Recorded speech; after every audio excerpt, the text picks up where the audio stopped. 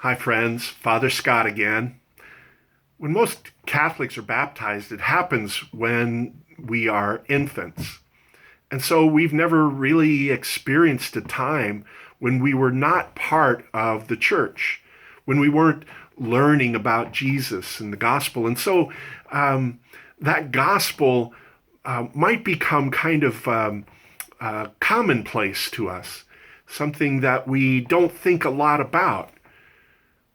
But our readings for today remind us just what a radical message has come into the world through Jesus Christ, and what a radical conversion each of us is called to. What a great change our baptism means for us.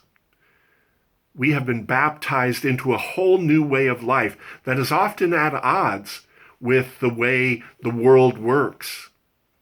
We're reminded by that in our readings. Our first reading is the story of St. Paul and his conversion to Christ. St. Paul starts out as a great persecutor of the church. He participates in the stoning of St. Stephen, who is executed because of his proclamation of the gospel. And St. Paul is part of that.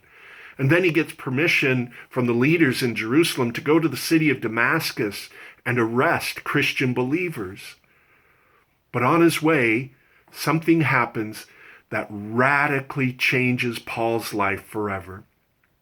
He has an experience of the risen Christ, and nothing is the same for him anymore. He's no longer able to see the world in the same way. And literally, he's not able to see. He is struck blind by the experience. His whole worldview is changed.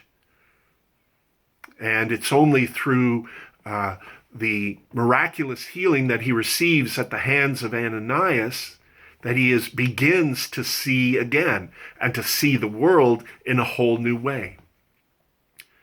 That kind of conversion is something that not all of us experience as kind of this thunderbolt. It's become a cliche even, the Damascus Road experience.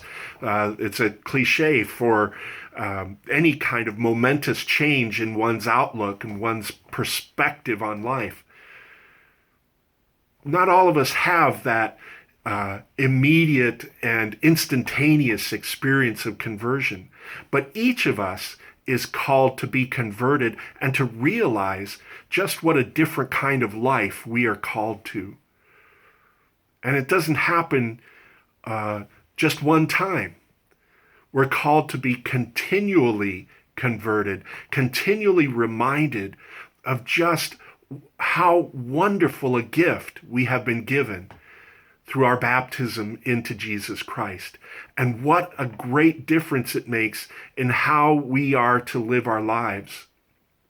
We can't just go along now, swimming with the flow, going with the current of the way life is lived in this world, because we are called to another world, and our home is not here.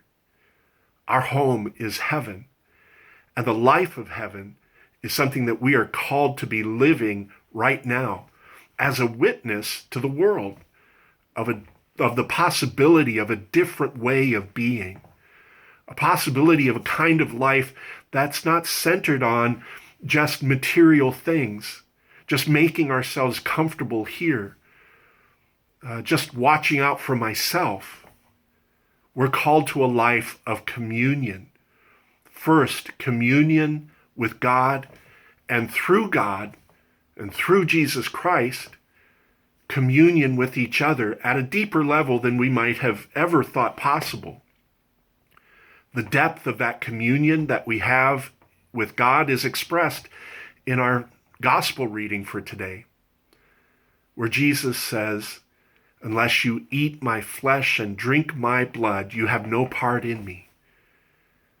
And that statement was so radical that it caused some of the people that were following Jesus to just give up, go home. That was too much for them. Some of the people say, "How can this man give us his flesh to eat and his blood to drink?" How can we be in that kind of intimate communion with someone? Well, it's because his flesh is the bread of heaven, and his blood is given to us in the cup of salvation.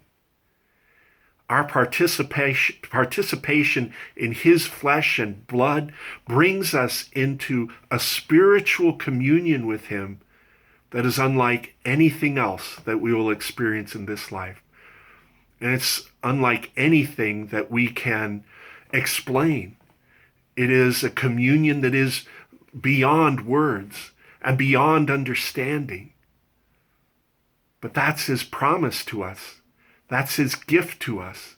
That even though we don't have the words, even though we don't have the concepts that can fully explain this communion that we have in him, we're called to accept this great gift, to receive it in love, and to be strengthened by it, to live that new life, to live that life of heaven even here on earth. Brothers and sisters in Christ, may our hearts always be open to the radical kind of conversion that each of us is called to every day. May we never take for granted just what a great change God has worked in us through the graces of our baptism, and that he sustains in us through all of the sacraments.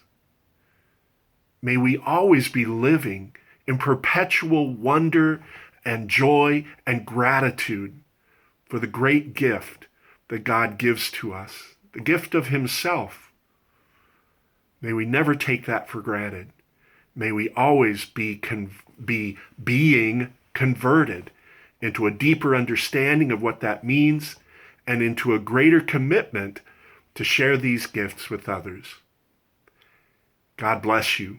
And I'll be talking to you again soon.